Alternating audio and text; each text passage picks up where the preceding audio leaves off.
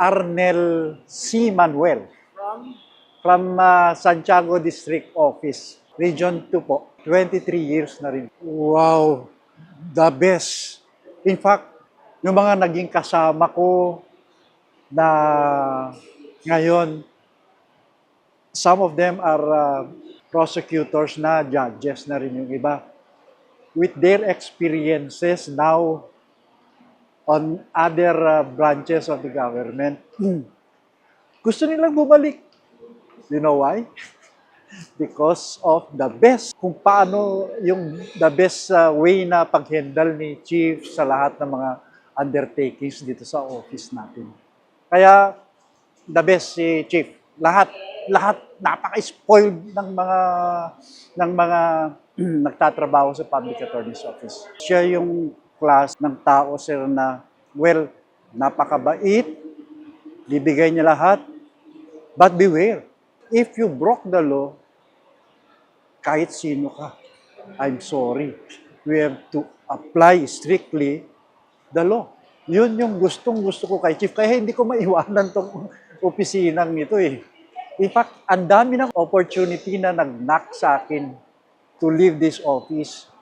Sa fiscal's office, ang taas na ng offer sa akin dyan to become one of the head in that institution, as well as sa judge. May mga naging professor ko, may mga naging professors ako na justice na rin.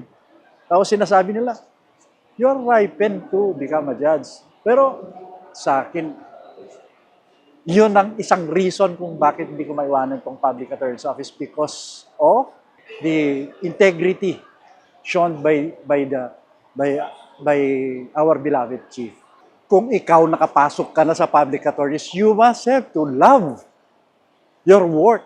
And you have to love your work so that you can enjoy working with the Public Attorney's Office. And you will be dignified of being a public attorney. In fact, ang daming gustong pumasok sa Public Attorney's Office. But then, only few were chosen to join the Public Attorney's Office. Unlike before, sir, na talagang ang hirap, ang daling pumasok kasi walang kwan eh. Ang daling pumasok tapos lumalabas kaagad because of the fact na medyo wala masyadong benefit. Pero nung dumating na si Chief, well, ang galing ni Chief talaga. Kay Chief, sana bumaba pa sana yung buhay niya, and at the same time, bigyan pa siya ng opportunity to serve our country by leading this institution. And if ever possible, to give him all the opportunities to, of course, to lead